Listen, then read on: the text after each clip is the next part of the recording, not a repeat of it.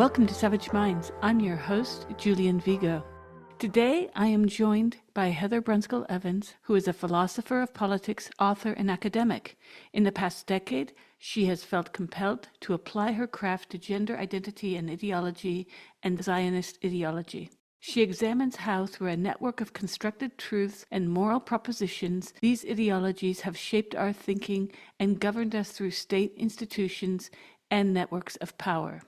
Heather is joining me to welcome a special guest who is Reem Alsalem, the United Nations Special Rapporteur on Violence Against Women and Girls, Its Causes and Consequences, since August 2021. She holds a master's in international relations from the American University in Cairo, Egypt, and a master's in human rights law from the University of Oxford. She is an independent consultant on gender issues, the rights of refugees and migrants, transnational justice, and humanitarian response. I welcome Reem Alsalem to Savage Minds. I want to thank you for coming on the show.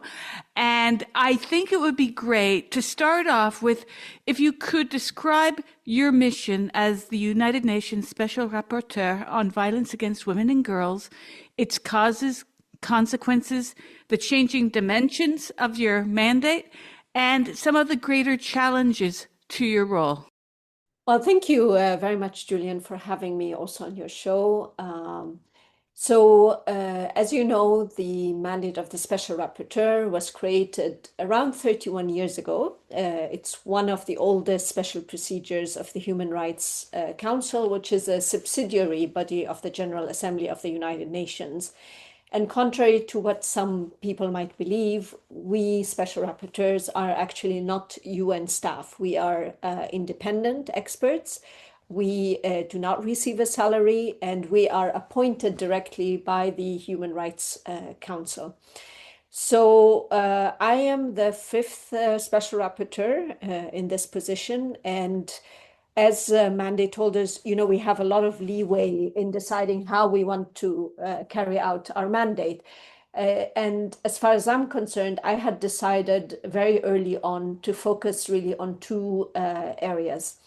One area is, let's say, long-standing manifestations of violence against women and girls that we've been aware of, but that I feel have not benefited from a comprehensive analysis of the human rights implications. So I'll give you an example. Prostitution. There's been a lot of discussions over the years on prostitutions and whether it increases the risks of violence to women and girls. But until I did the report I did last year, there has not been a comprehensive report by the UN, by a special procedure, by a human rights expert on prostitution. So I felt that that was necessary, particularly that there's been a lot of push recently to normalize, let's say, prostitution, to reframe it as sex work and therefore any kind of work, and to claim that legalizing all aspects of prostitution is actually beneficial for women and girls. So I decided to do that. Another issue, for example, that we know has some implications, but hasn't been written about in sort of that comprehensive way by a human rights mechanism, is the issue of nationality and statelessness, for example. So then I dedicated one of my thematic reports to that. But other than that, the second area is what I like to call sort of emerging manifestations of violence. So these are issues that are, let's say, new trends that are coming up, that have been with us maybe 10, 15, 20 years, so to speak. And that for me represent, a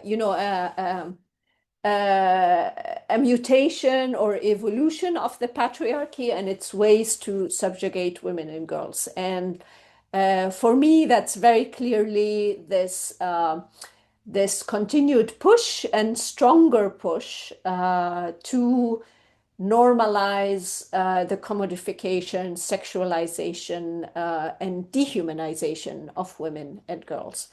So that's why I dealt, for example, with the issue of erasure of sex and sex-based language, sex-based rights, an attempt to say that that focusing on sex or centering, continuing to center sex in the experiences of women and girls is something outdated, is something regressive.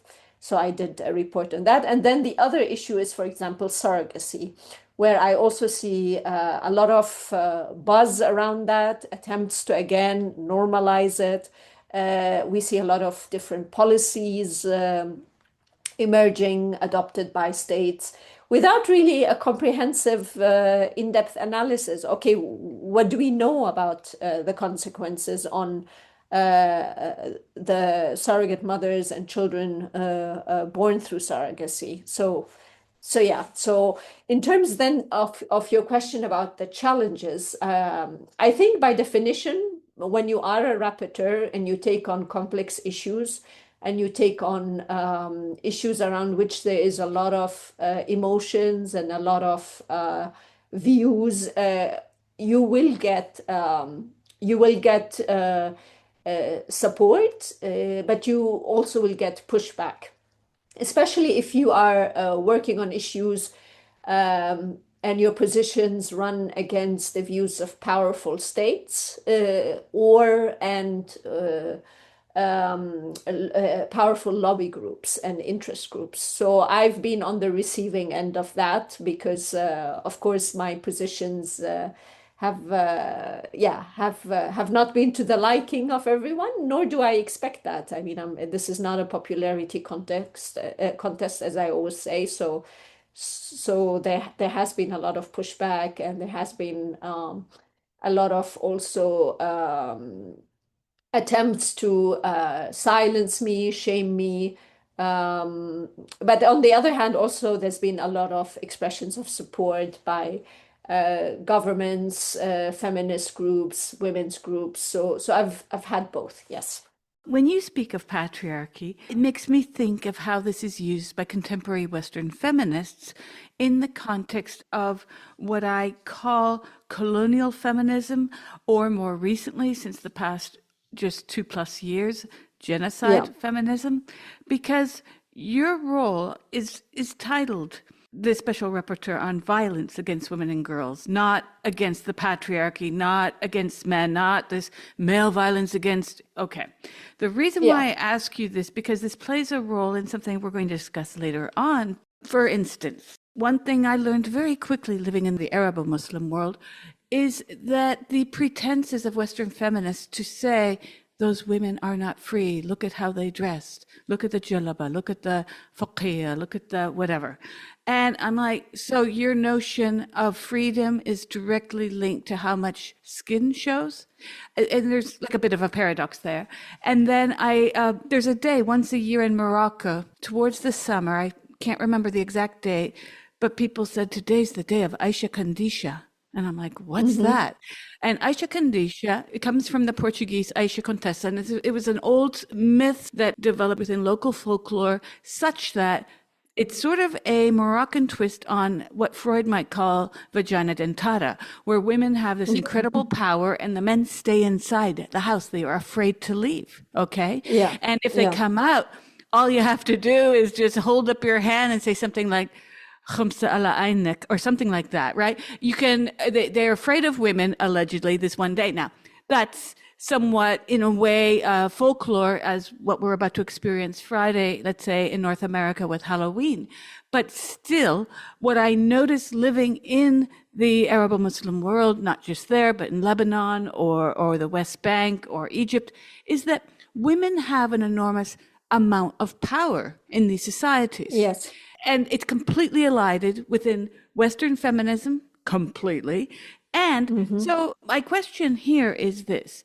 You encounter various lobbies in your work that seek to undermine or influence your focus on women and girls, not the patriarchy, not male violence, And so this group of what I call colonial feminism is something you must come across at some points, even vis-a-vis letter writing. where the safeguarding of women and children has been renamed by many of these groups, such that we see male violence against women. And that in turn negates the reality that violence can also and does in fact emanate from women as well. And we see Mm-hmm. this when we start to look at the forced feeding of girls in Mauritania, idealized notions of body image that is often more inflected by women than men. I was just wondering where your role I've seen come into direct conflict by the gender lobby. And I'm thinking, on the one hand, you have Western feminism saying, can you address male violence against women? And then on the other hand, the transgender lobby, which has come after you for your defense of sex-based rights, dare I say, your defense of the focus on the very word sex, which has become Mm-hmm. verboten over the last 20 years in the West and replaced by gender. And earlier this year, you stated that you faced relentless attacks on you, opposition from governments, international organizations, and civil society over your trans-related views, and that those critics had called you regressive, racist, transphobic, and fascist. So you've got these two lobbies on either side of you, one which is attempting to get you to turn your discourse against men, actually, and the other which is trying to get you to see men as women. Fascinating. Mm-hmm. So I'm wondering, how do you deal with this? Because this is a huge challenge to your role, in fact.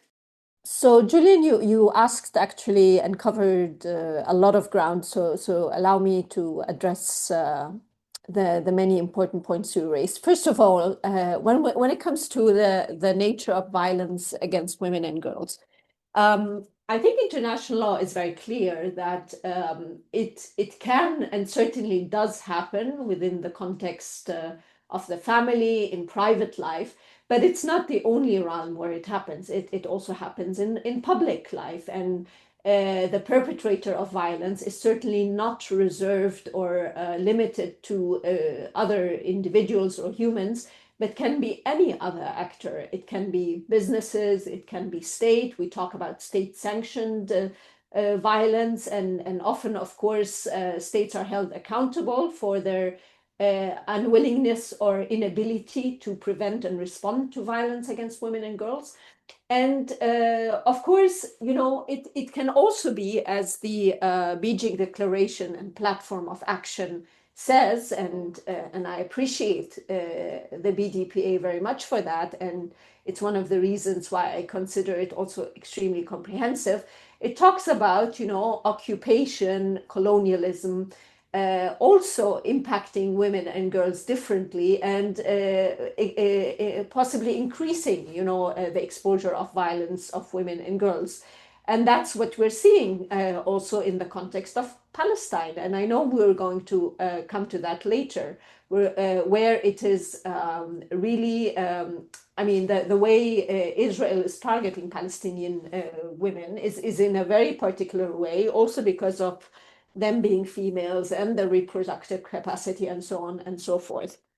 So I so to answer your question, I do think that in let's say public life or and private life, a lot of it is male violence against women and girls because they are female, and because the overwhelming majority of the perpetrators are male, and those pushing their interests also are pushing the dominance of men over women.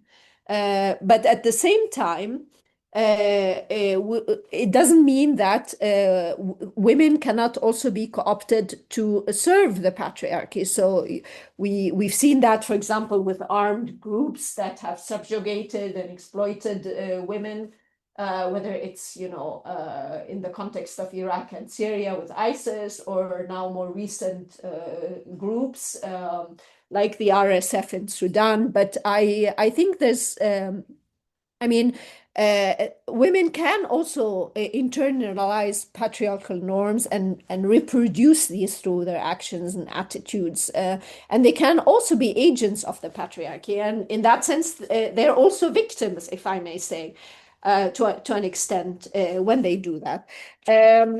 Now, when it comes to I mean, the different backlash I received, I must tell you that one thing that has perplexed me and continues to perplex me is this obsession that some feminist groups have with dress code.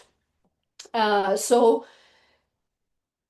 and their inability or refusal to see that if we are saying that women can wear whatever they want, then that means women can wear whatever they want. And some choose voluntarily and through their full agency to cover themselves up.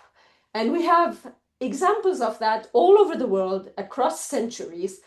And to also take the absence or presence of the veil as like the most important sign of emancipation and liberation.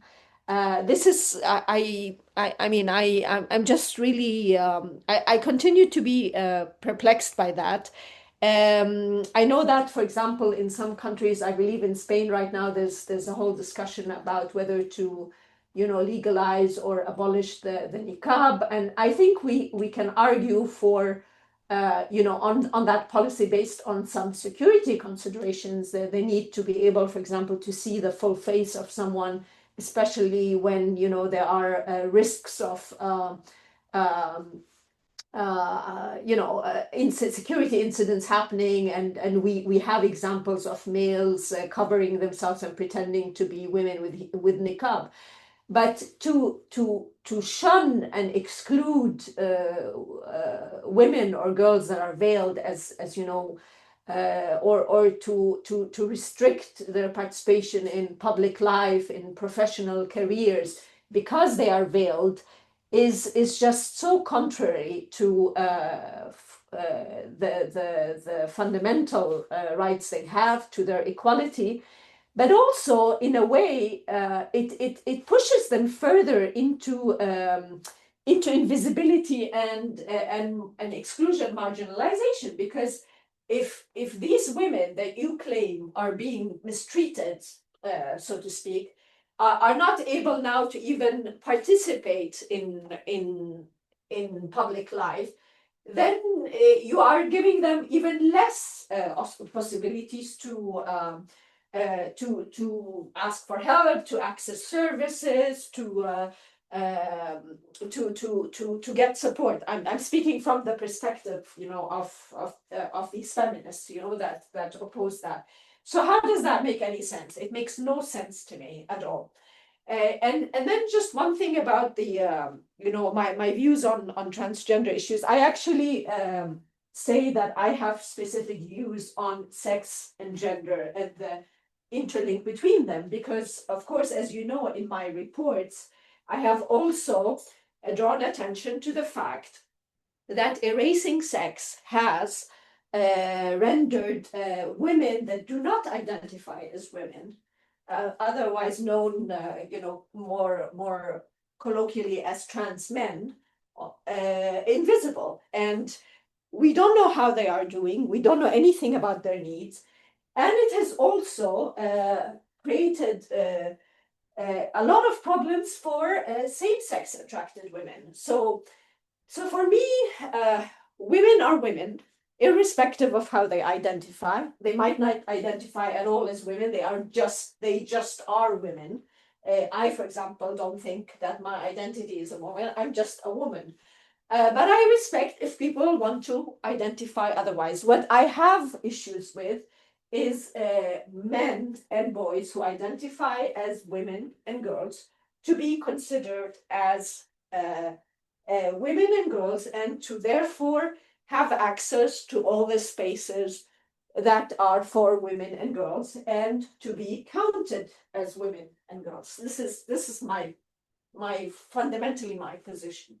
I was fascinated, Reem, by you saying that your interest is in emerging manifestations of patriarchy, because I have been absolutely astonished at the new manifestation of patriarchy as I see it, in that in Gaza, thousands of women and children are being killed on the basis that it's something to do with women's freedom. So this is a new thing, I think, and very, very dangerous, in that women and men and women who identify themselves as feminists, those who are pro what Israel's doing, often evoke the idea that what Israel is doing is fighting for women's rights. Now, this usually gets reduced to women's rights to wear what they want.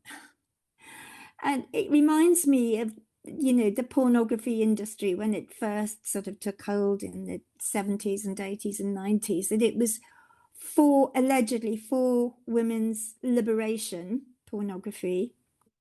And there is sort of similar strands going through this, so that apparently it's the most horrendous thing in the world that women in Gaza, well, they're not veiled, actually, they wear the headscarf on the whole, and that what we're fighting for, that it's worth killing for, that it's worth slaughtering for, the idea that women should be able to choose what to wear and what not to wear. And I find it astonishing that women are behind this. It's women, as much as men, who are mobilizing this idea that in some sense what Israel is doing is fighting for women's rights. So the contrast, I mean, the grotesque dichotomy of Israel fighting for women's rights, allegedly, and for civilizational values and so on, and the spectacle of women being killed on the basis of this ideology, and very few people complaining about it who regard themselves as feminists. I mean, it's utterly astonishing to me, this state of affairs. So it occurred to me that this is one of the emerging manifestations that could be added to your list of the way that patriarchy sort of shapeshifts, really, and that women, as you say, can mobilize it themselves. I don't know whether you must have thought of this yourself. So, as you know, in my report this year to the Human Rights Council on sex-specific violence against women and girls, I spoke to a number of what I consider newer manifestation and trends when it comes to women and girls in war and conflict. And I appreciate and agree that, the Palestine situation is not a war or conflict. It's much bigger than that, and it's, colonial situation. It's about collective and individual. I get that, but the point is that you see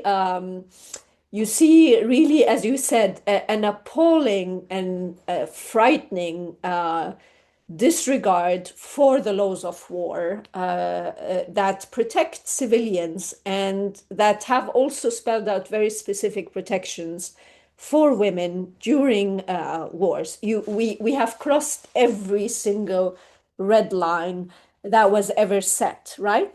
And so now you have a situation where, as you're saying, we have moved from a situation where civilians may have been caught in the crosshairs of fire to situations where where perpetrators like Israel principally, but others also now are taking advantage of this, are redefining what it means to be civilian, are justifying and legitimizing the deliberate targeting of civilians and within that also of women and girls as part of their genocidal strategies, right? Of using reproductive violence also as a tool of implementing the genocide, because they consider women and girls, because of their reproductive capacity and because they bear children of the enemy, that in Palestine has been dehumanized to such an extent that therefore these killings have been justified. And of course, you know better than I that Israel and its propaganda machine in the West and elsewhere including the media, have just have argued that what happened on October 7th, is a carte blanche to actually commit mass slaughter, to annihilate, to kill, to rape, to starve Palestinians, and including women and girls. And the consequence, I don't think we have seen the full consequences of what has happened in Gaza on the world just yet, in the sense that I think what women have experienced in the Gaza genocide is, unfortunately, and we should all be terrified by that, is going to be the new normal, and is already being the new normal. Because if every day we have watched people that are being genocided stream the genocide they're undergoing, and it still hasn't stopped after 2 years, then what hope do women and civilians actually have in other less publicized, less visible conflicts? I'm talking, for example, about Sudan. The mass rape and mass killing and starvation of the people in Sudan, had this happened even 5 years ago, 10 years ago, it would have been in every single newspaper. It would have been continuously on our TV screens. But because it comes at the heels of what happened in Gaza, it's not news. It's actually not even horrifying enough, because we have normalized and internalized a barbaric level of violence that has just rendered us numb to everything else, right? And so this is what I think is the most concerning for me, is that it's become impossible now, and it's made even our work, as independent experts, and my work as a special rapporteur, almost, I don't want to say irrelevant, but it's become very difficult to invoke human rights standards in situations like this, right? Because we've gone to such an extreme. So tell me, with what legitimacy can I now approach a government that has imprisoned, let's talk about, for example, Iran, yeah? Iran executed, has executed two, three, 10 women. Horrendous violation, clearly violation of human rights. Not to mention that the death penalty is something that we call for abolishing. But then, how do you approach a government to remind them about the human rights obligation if another government is killing tens and hundreds of women every single day for the last 2 years? Not only that, but the strange thing of the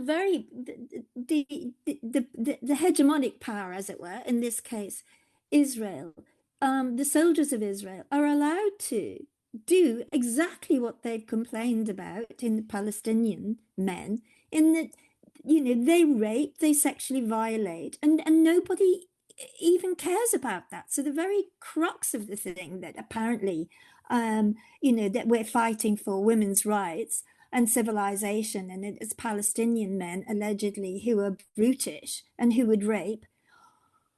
We're so numbed to what is actually happening that then the very people making the claim about women's rights tolerate the sexual abuse of the hegemonic power.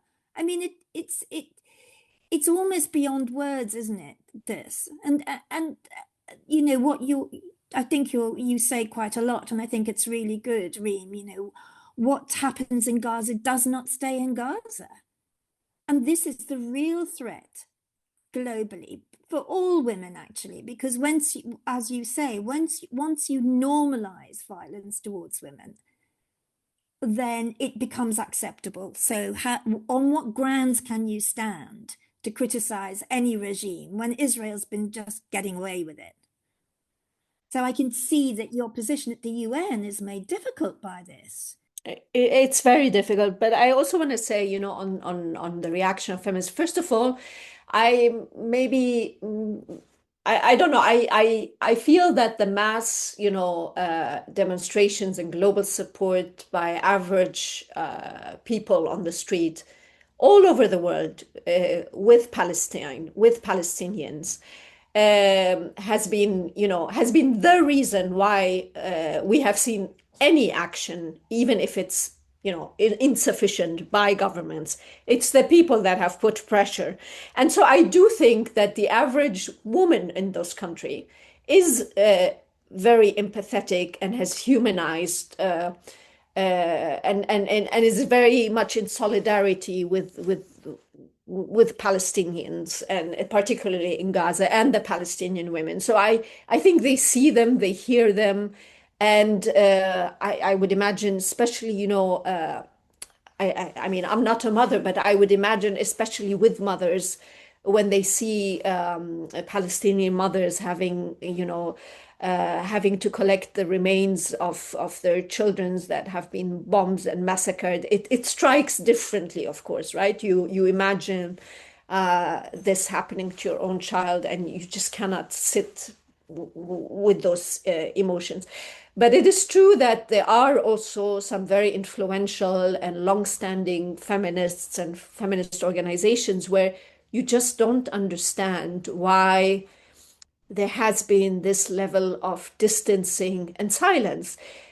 Even, like I understand that there are, there are expressions of solidarity and empathies with also Israeli women for what happened or to them, on October 7th, in terms of those that were taken hostage or those that have experienced, any violence or abuse, whatever that may.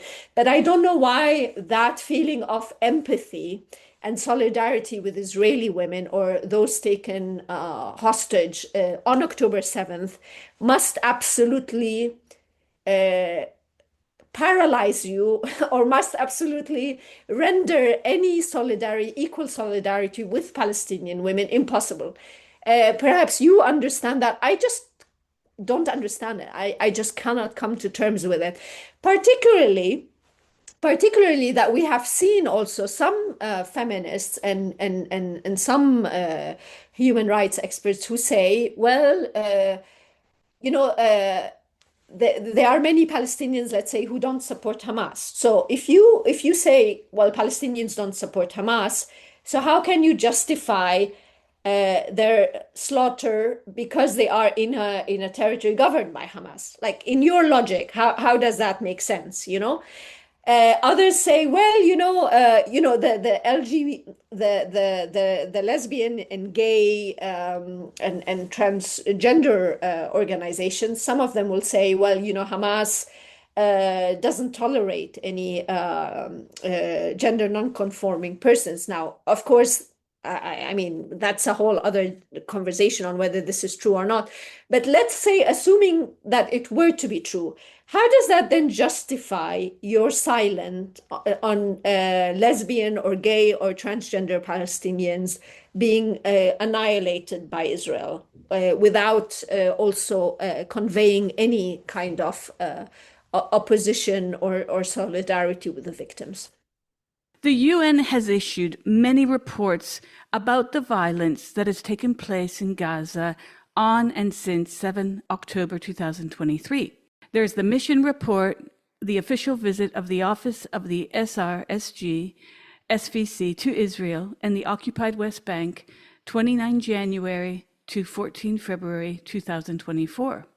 This report contains the findings of the mission of Special Representative Ms. Premila Patten to Israel, aimed at gathering, analyzing, and verifying information on conflict-related sexual violence in the context of the attacks on 7 October 2023 and their aftermath, and for its potential inclusion in reporting to the Security Council, given the absence of relevant United Nations entities operating within Israel. When this report was issued, as you know, there was a lot of criticism of it.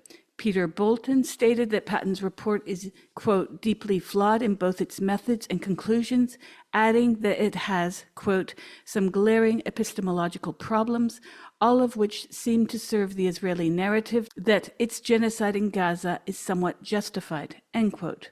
Arun Gupta doubled down in another article on 15 March to denounce the report, and the Electronic Intifada pointed out a number of inconsistencies. But then the magazine Foreign Policy pointed out that the UN mission was not investigative.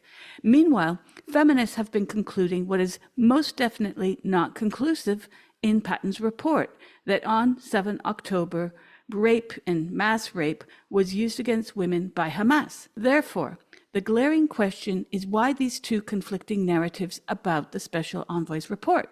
On the one hand, there seems to be a disconnect between the self-proclaimed limitations of the mission and its subsequent findings, and on the other, the general conclusions drawn therein.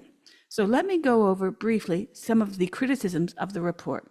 First, the mission was very short in its time frame, only lasting 17 days. Secondly, the UN team admitted that they faced challenges in gathering and verifying information due to, quote, limited access to survivors, victims of sexual violence, end quote. As a result, they did not have, quote, first-hand information, end quote, but only, quote, circumstantial information, end quote. These are Patton's words. Thirdly, there was a complete absence of forensic evidence which, quote, limited the mission's ability to draw definite forensic conclusions, end quote. Fourthly, the mission was not in a position to link, quote, photos and videos with specific individuals, end quote. And then I'm quoting from Patton's report. She writes, as for the findings, the mission noted that the allegations of 2 cases of sexual violence widely reported in the media as having taken place at Kibbutz Be'eri were unfounded. One of the so-called cases referred to was about a highly publicized allegation of a pregnant woman whose womb had been reportedly ripped open before being killed with the fetus stabbed while being inside its mother, end quote. And lastly, the mission admitted that it could not ascertain the veracity of allegations relating to, quote, intentionally inserting harmful objects into female genital organs, end quote. And the mission also reported that it could not verify the allegation of a case of rape and genital mutilation that supposedly took place at Nahal Oz military base.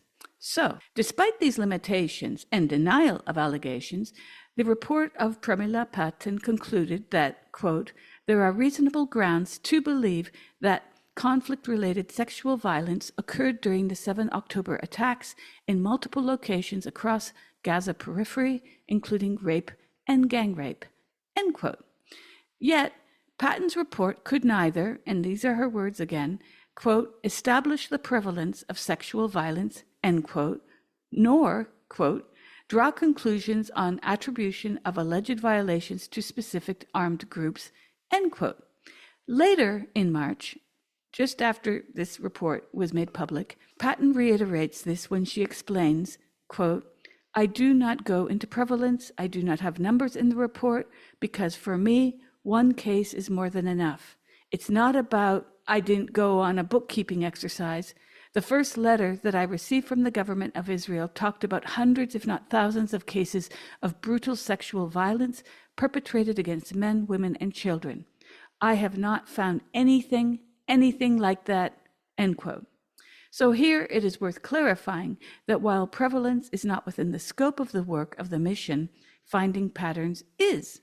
To wit, quote, the mandate of the SRSG-SVC encompasses the gathering, analysis, and verification of existing as well as independently received information on incidents and patterns of conflict-related sexual violence, end quote. You have seen how the media jumped on some of these stories, including the infamous testimonies from Zaka workers, one who was demonstrated to be a liar.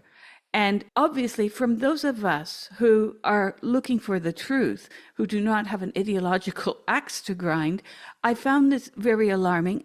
Honestly, I was shocked that from the very beginning of the reporting on this, rape was the first thing that came out. I'm thinking back to the piece where the way it was recounted, Reem, totally unbelievable.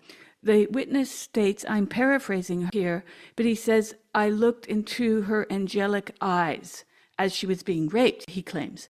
And I thought, that is not what someone who witnesses a rape, I'm so sorry, would say. Her angelic. It was narrated in such a way that I immediately thought, And I started to investigate, and I just found then, together with Patton's report, where it's innuendo, there are no verified cases. And she states this over and over, that the access to information was very limited and then not there. So can you speak to this? Because we've been running pieces, not just Heather's, other people's, about this problem of fact-based evidence that we need to retain in terms of due process, in terms of understanding that Israel has historically relied upon the most racist tropes to refer to Palestinian men in order to ideologically astroturf what is this genocide.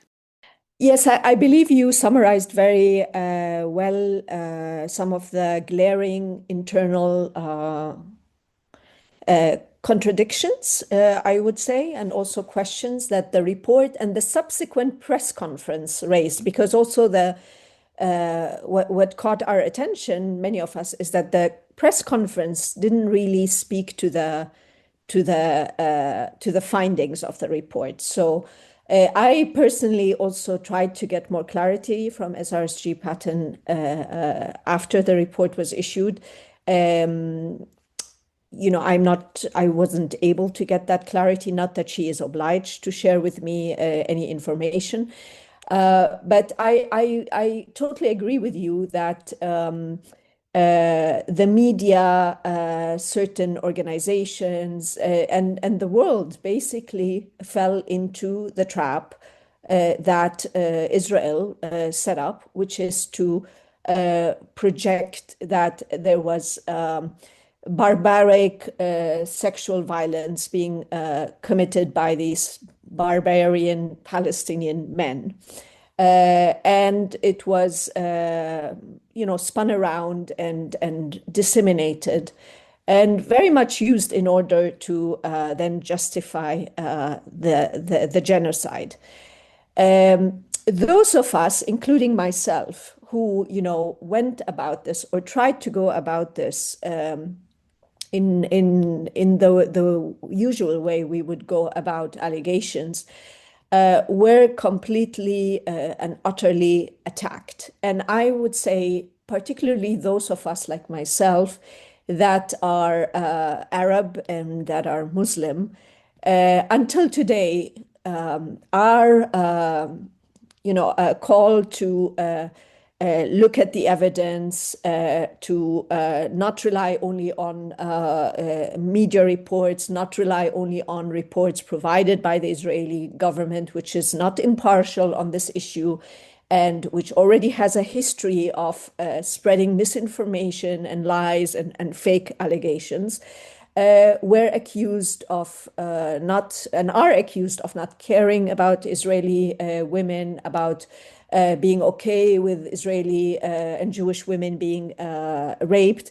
And it's again this depiction that what we are looking at is, first of all, a religious conflict, religious hatred, the desire of Arab and Muslim society to take non-Muslim concubines and kill them and do with them as they please. I also want just to tell your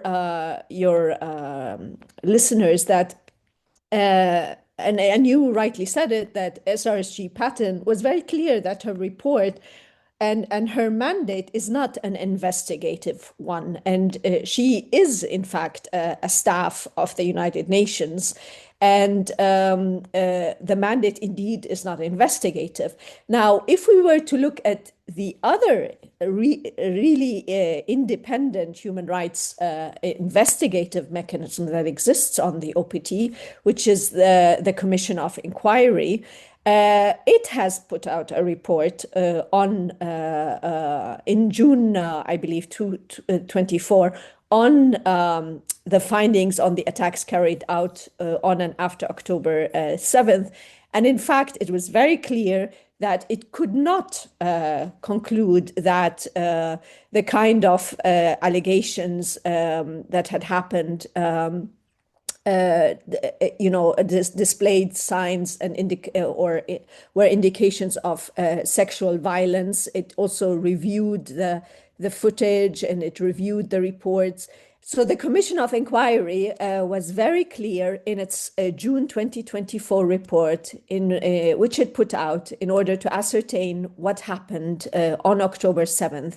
And it clearly says that the Commission reviewed the testimonies that it obtained, either from journalists or the police, concerning rape. It has not been able to independently verify such allegations, also because it hasn't had access to the victims or the witnesses or the crimes. And it's therefore, yes, and or the sites. And until today, actually, Israel refuses to cooperate with the Commission of Inquiry, refuses to allow it entry into the occupied territories, including Gaza.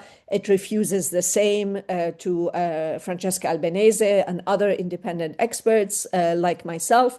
So it has, it says very clearly it was unable to verify reports of sexualized torture and genital mutilation. So the whole manufactured lie that Israel spun about what happened on that day has been debunked by an independent mechanism. Now, as I said, what the Commission of Inquiry, though, did write about is about the conditions of detention of some of the detainees, some of the Israelis that had been taken hostage. And about the conditions of their detention. And there it did refer to acts of sexual violence and abuse that a number of them, or some of them, men and women, were subjected to. But still, even there, and note that this report came out much later and refers to the detention condition, it still does not point to what a number of feminists try to say is genocidal sexual violence being a deliberate, widespread tool of genocide against Jewish people, against Israeli people, that it's being used on a large scale. So this is very clear to me. Now, I may have mentioned to you that immediately after October 7th, and because we did not go and join the wagon of condemning the widespread sexual violence and rape committed against Israelis and others on October 7th, we were accused. I was accused, as I said, but also the Israeli head of the commission that was set up by Israel to look into October 7th launched a personalized attack against me along the lines that I mentioned to you. Now, as I said, I follow the methods of work that are assigned to me by the council and which apply to any case where there are allegations or reports of gender-based violence, including sexual violence against women and girls. I cannot, by definition, rely only on media reports, even if it's investigative journalists. I cannot rely on reports provided by sources that are intertwined with the conflict. And I made a call to Israeli civil society organizations, to the government of Israel. I met also with the ambassador of Israel at the time to Geneva, requesting access to witnesses, to any hostages that would be released in order to be able to gather information, to carry out an independent verification and collection of evidence. I requested in writing that Israel allow me to visit Israel itself and also the occupied Palestinian territories Israel has never accepted that request. On the other hand, the Palestinian state, the state of Palestine, has accepted and agreed that if the conditions were to allow, meaning permission by Israel to enter the West Bank and Gaza, I would be able to do so, and I would be able to speak to any entities or actors or individuals that I wanted. So, and I even tracked down a female hostage after she was released and requested to meet her because she had referenced some of the abuse that she had been subjected to. And again, I was met by radio silence. The only Israel-based actor that ever responded to my call for information was the Physicians for Human Rights of Israel. They sent me the report that they had put out shortly after October 7th, which was basically an amalgamation of the publicly available information in the media and put out by Israeli sources. So again, it didn't really help me because it didn't go beyond what was already out there. But what I think was interesting is that Physicians for Human Rights Israel later actually withdrew that report many months later and distanced itself from its own report because it realized that the sources it had quoted turned out to also be biased and deliberately manipulative, like Zakat and others. You're listening to Savage Minds, and we hope you're enjoying the show. Please consider subscribing. We don't accept any money from corporate or commercial sponsors, and we depend upon listeners and readers just like you. Now, back to our show. Patton's report points to Zaka's unreliable practices. She does note this, but she also ignores the fact of Zaka's very close relationship with the Israeli government. The organization receives government funding and coordinates with key government ministries, all the while posturing as a neutral, non-governmental organization. And then the spokesperson for Zaka, Yehuda Meshi Zahav, claimed that the organization acts, quote, as an arm of the Ministry of Foreign Affairs, end quote. And then Netanyahu went on to meet with the Zaka members, telling them, he said, quote, you have an important role in influencing public opinion, which also influences leaders. We are in a war, it will continue, end quote. So what Mondo Vice's reporting also concluded is that Patton's report functions as a distraction from the genocide. And this is something that the feminists have assailed us with insults, calling us ball palmers and you name it. I keep saying to them, due process is important when treating any crime, including rape.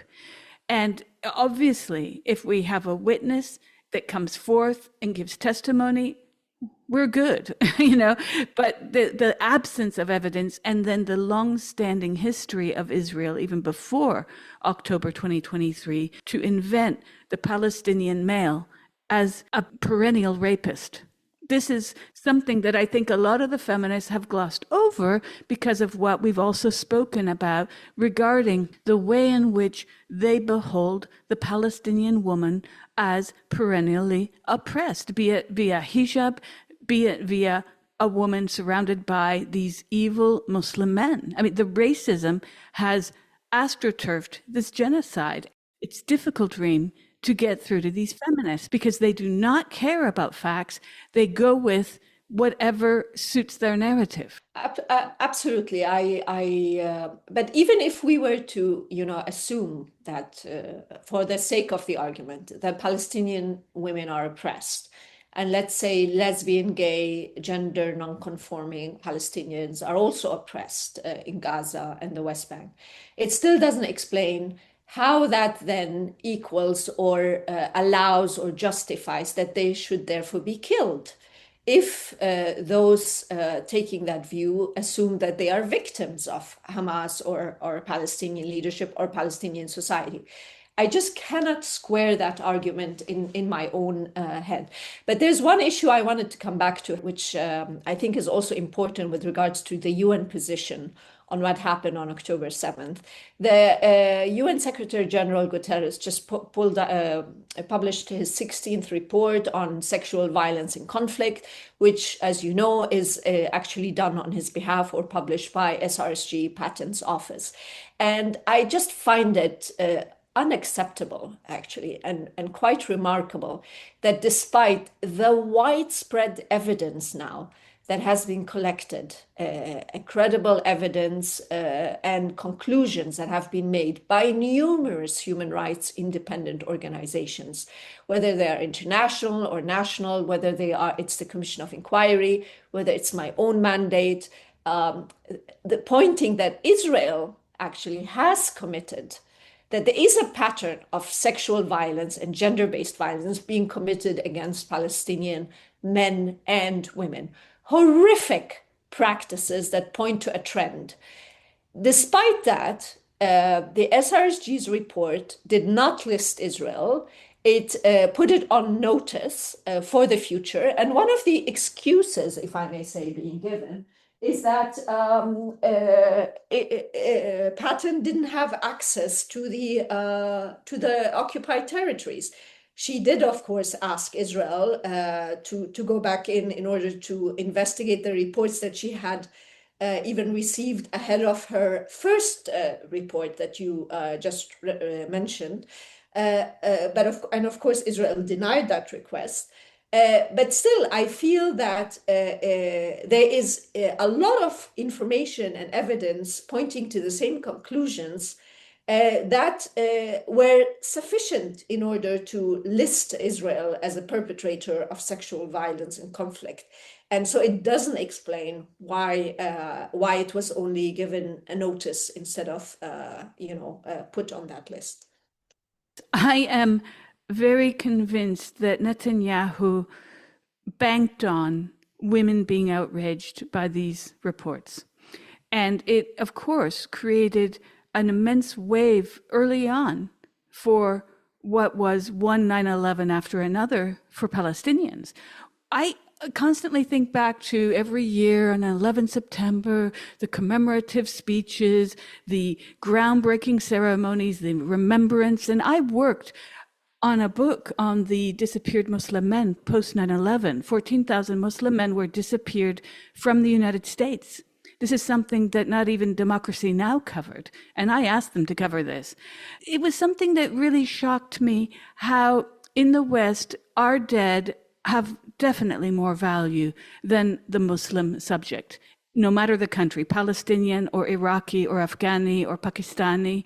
Remember how during the post 9/11 situation and then finally going to, quote, war, I don't even know how we can call this war, but invading these countries, Iraq, Afghanistan, and then secretly the drone operations were in force in Pakistan, but that got very little media coverage. People do not care when Muslims are murdered. And I think this is a huge problem of the Western unconscious. It fits right into Edward Said's Orientalism, what he had spent his entire life criticizing. Feminism is caught within it. It will not let go of the idea that Muslim men are fundamentally no different than Western or Christian men. And this together with this unfounded support for Israel, this Zionism that perpetuates within feminist circles. And these are non-Jewish women largely who buttress the Zionist project, unbeknownst to them that it is a racist project. This is, to me, mind-boggling. So we're not just up against Feminism 101 and male violence, we're up against a whole structure, a historic structure that dates back hundreds of years to colonial conquest of these nations. And then on X or on Facebook, you get people quoting the Bible and how the Israelis have a right to their land. And it just beggars belief, Reem, because there's no getting out of it. It's always goalpost shifting. If it's not the rapist, then it's the Bible, then it's the women are veiled. Yes. And I say to these women, but veiled women have the right to not be murdered, right? And they have a right to wear what they want, and they have a right to freedom of belief. They have all of that. But going back to the point you made, there are also Palestinian Christians that have been deliberately killed. We all remember the many times Israel bombed the churches in Gaza, not just the mosques, which was often the one place where displaced Palestinians have sought shelter. And there are religious Westerners, including in the US, who are now starting to see this.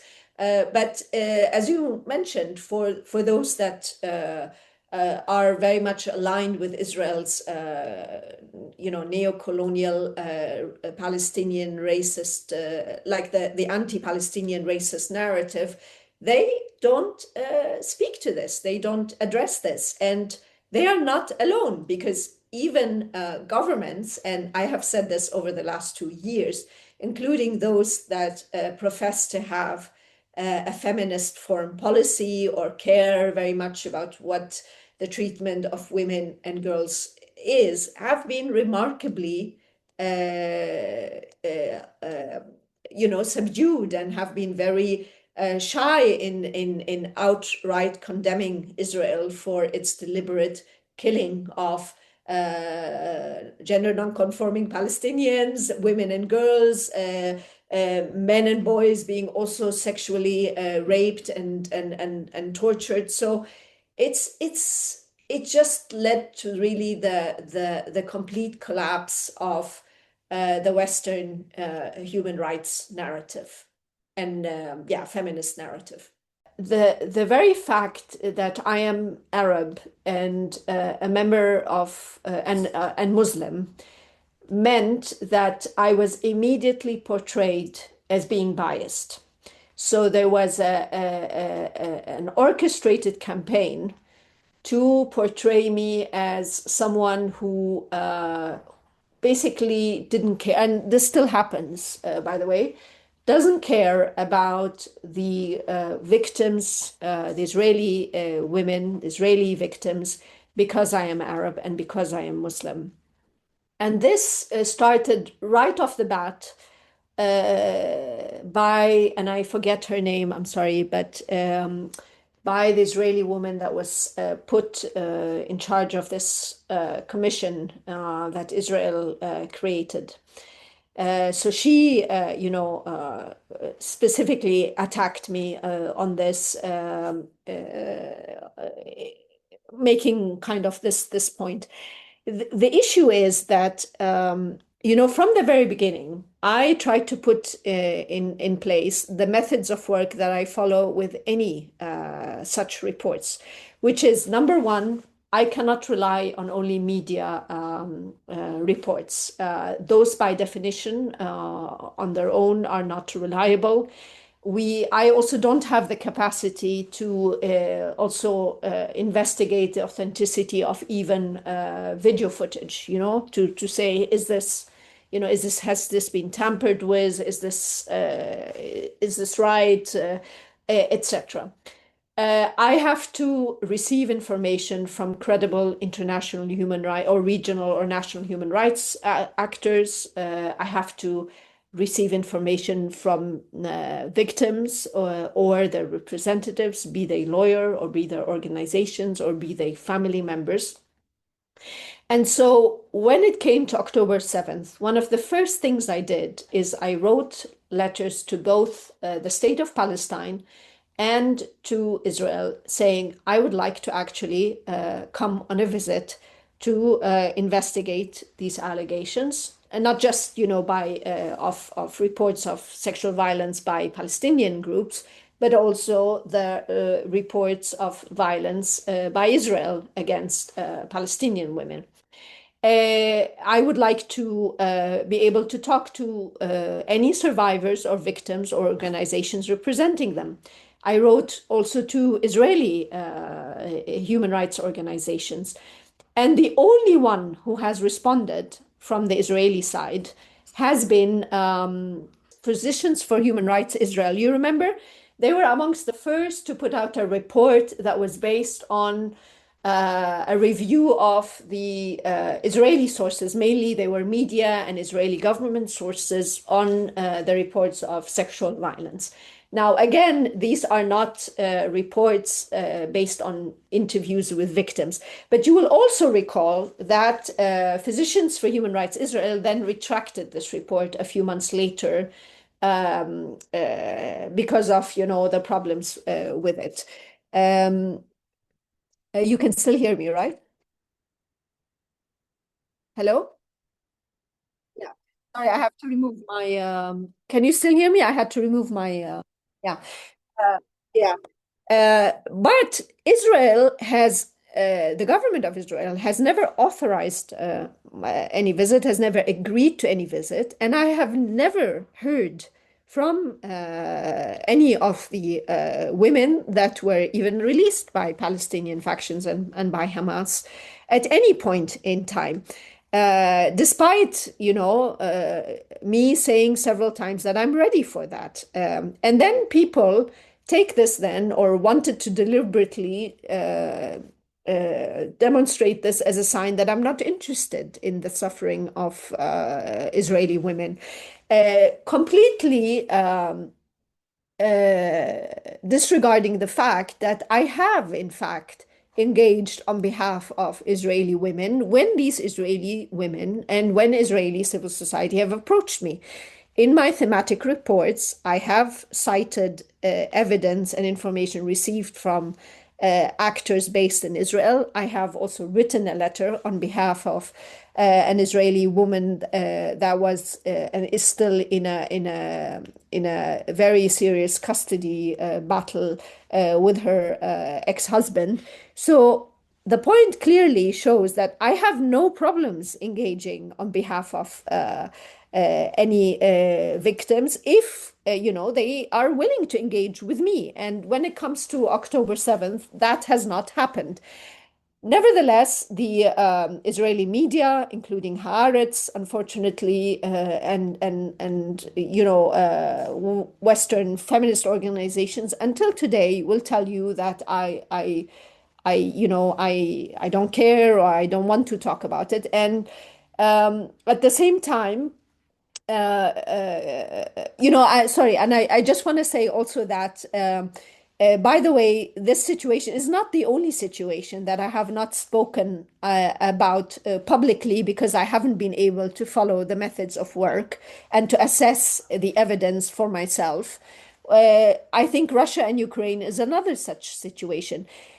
Some people will say, okay, but you have other colleagues that have spoken about this, that have, written letters. Okay, I have not seen the evidence that they have received. And in one case, I had a colleague who did, engage on, on a number of conflicts or a number of situations, and has, either I have not seen, has not invited me to join, her letter or their letter or his letter, or I have not shared with me the evidence that they have seen to do this. And I want to remind everybody that we are independent. And so, which means also the Commission of Inquiry on Palestine, I have not seen, the evidence that they have reviewed. And when it comes to the special representative of the Secretary General, I have not seen that evidence either. And I would like to remind everybody that UN officials, and I'm not making a judgment about, the quality of the work, but the UN is not an independent human rights mechanism. So we are not under obligation also to take on board automatically and without further independent assessment the decisions or reports or findings of UN bodies. As you may know, the UN and a number of UN agencies have also received letters from us when we have concerns about the way they have engaged. So one of the things that was often thrown at me when I said yes, but I cannot, depend on evidence by the media, is this the footage of this young Israeli woman that was handcuffed or and had, trousers on, where she was clearly bleeding from her, on her back, on her behind. And uh, people threw this often in my face as saying, "You see, she was raped." And I said, "But we cannot." It was, she was sitting on her legs, like they had them sitting in a position where their knees and their legs were tucked under them. And you could see in the photos too, she had ankles that were cut very badly. And that's what she told the reporters asking, that it was her ankles. That said, I've been telling people, well, statistically, it was a rave. Statistically, you could guess that a quarter of the females present would be menstruating as well. I mean, there's all these things that figure in. Instead of jumping to rape, maybe they didn't bring their toiletries and were not allowed to process those needs, right? Yes, and in fact, she even said that recently when she was released, at least that was reported in the Israeli press. She said that she was injured, but she had sat on an area where there was blood, which is perfectly plausible.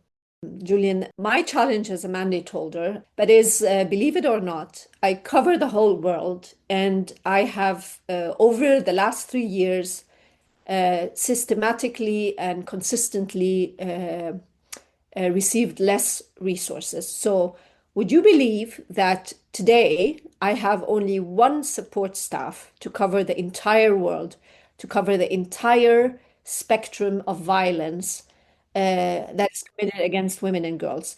And you have no idea how many letters I receive from victims, from women organizations. So, why am I saying this? Because the response to your question is that I made a lot of attempts in the beginning to reach out. And as I said, I haven't received, any feedback.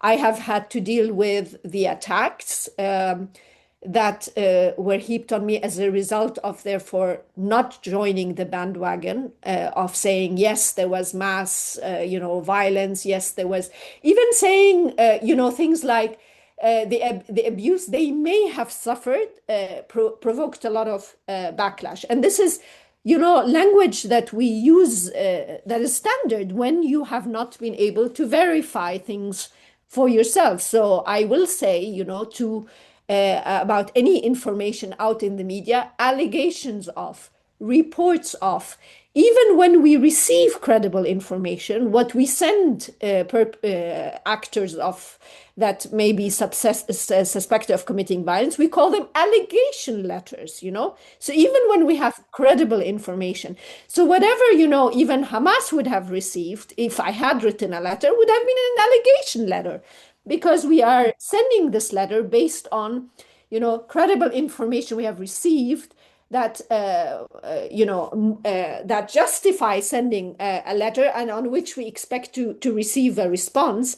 But we don't call it a factual letter because we recognize that until you are also able to go and carry out field work and on the ground investigative work, you cannot call anything you receive as 100% facts, right?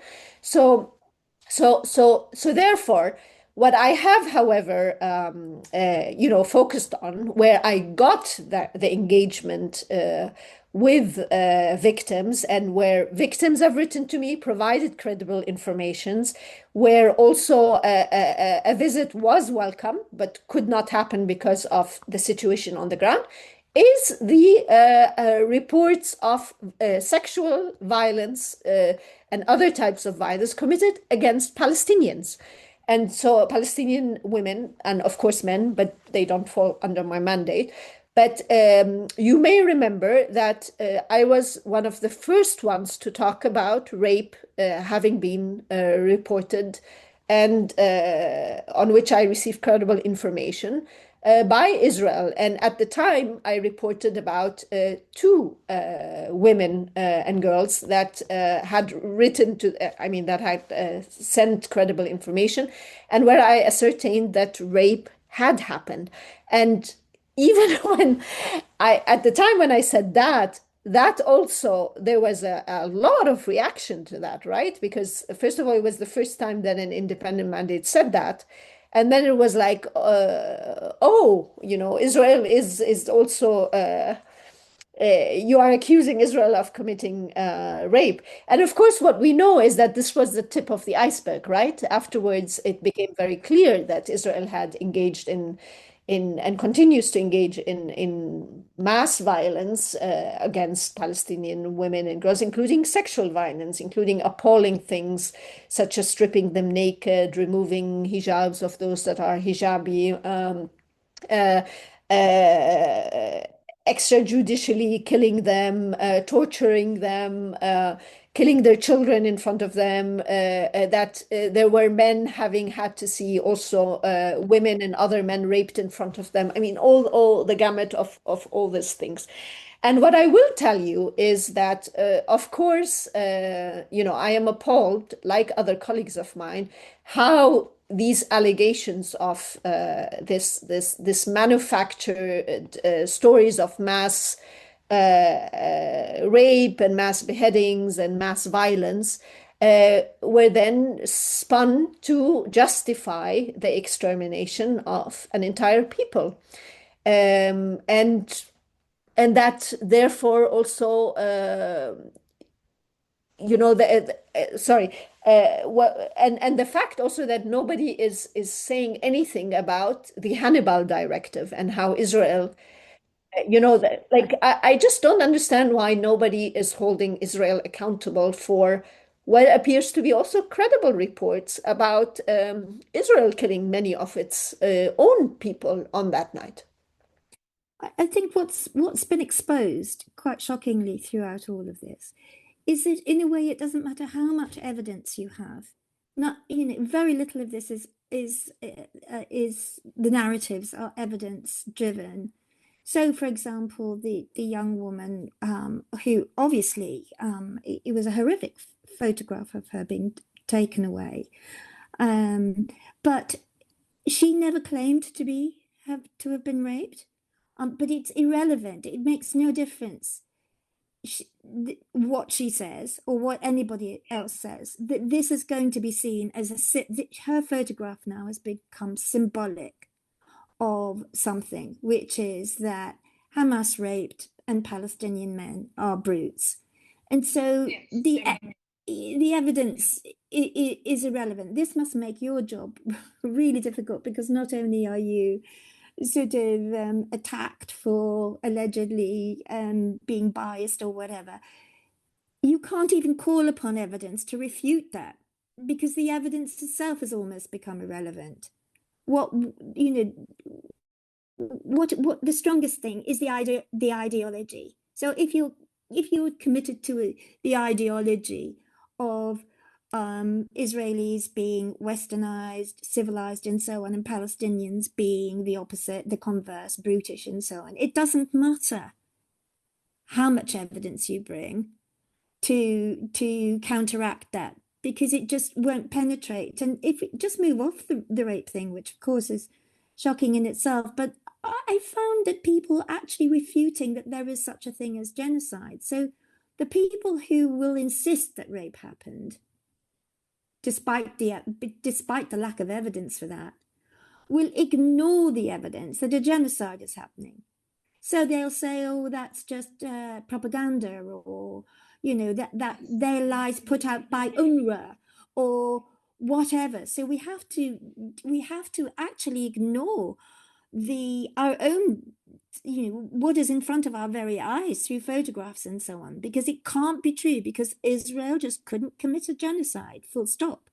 And so there's genocide denialism as well as denialism that rape could be carried out by Israeli soldiers, and an insistence that rape happened. I mean, the stories that people, women say to me, like, how can you say that when, women were raped with a knife till they were dead or till their hips were broken? I mean, it's such nonsense. Where does this evidence come from? I have the privilege of being able to think, do you know what?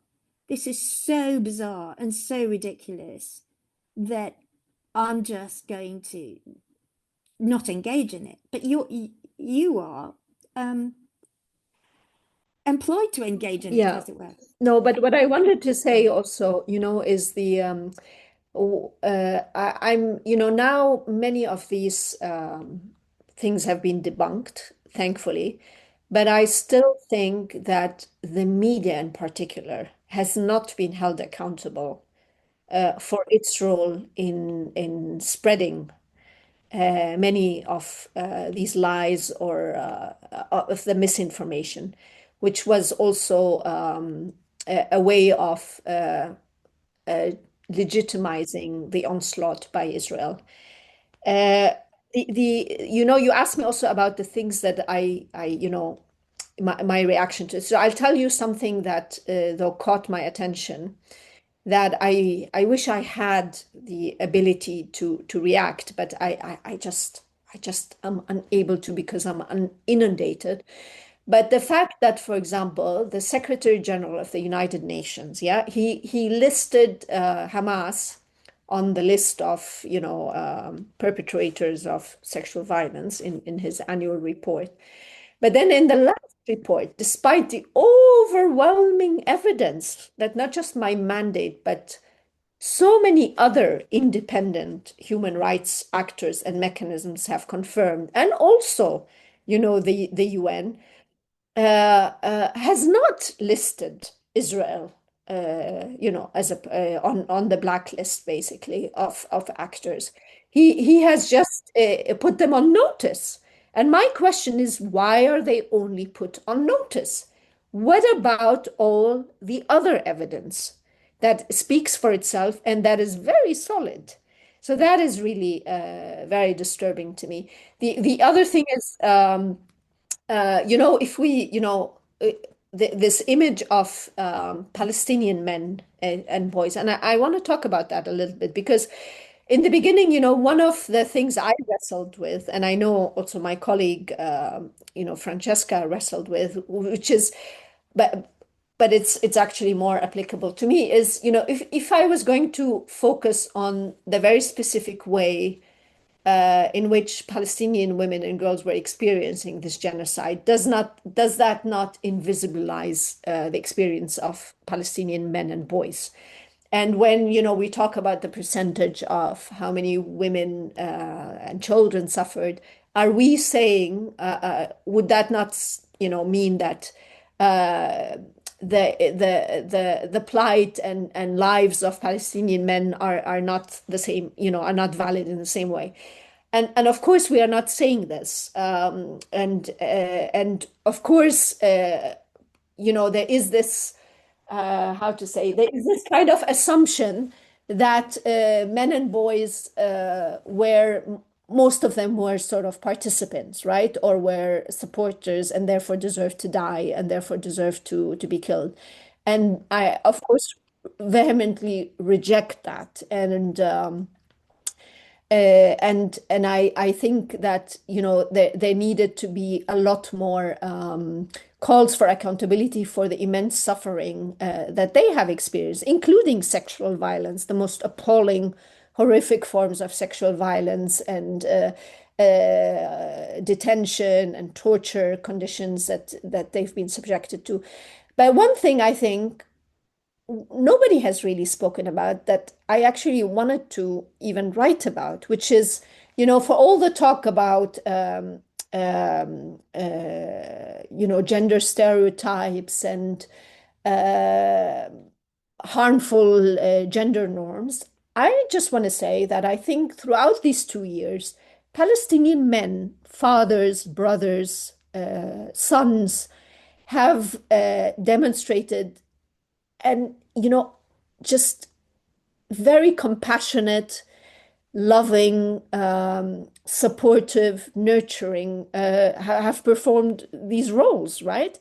When you see the way even Palestinian journalists or just random men, the Red Crescent Society or the doctors or all those that have sacrificed themselves selflessly to get somebody out of the rubble, to reassure a child that has lost all its family members.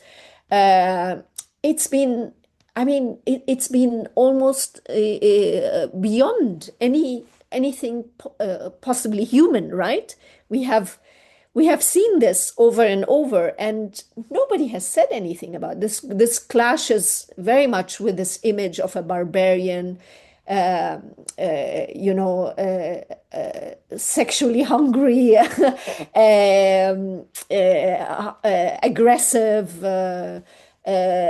bloodthirsty Palestinian man that everybody wants to. The media paints and the pro-Israel lobby wants us to believe, right? The images coming out of Palestine, out of Gaza, of men have been so moving. Sort of men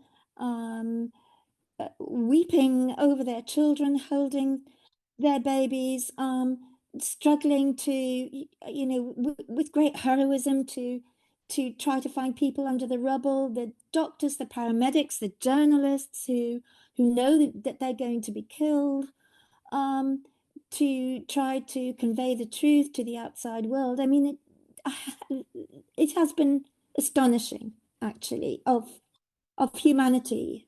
I've had a lover's quarrel with the use of patriarchy by the feminists because I view it, I think coming from anthropology, I view it as a model.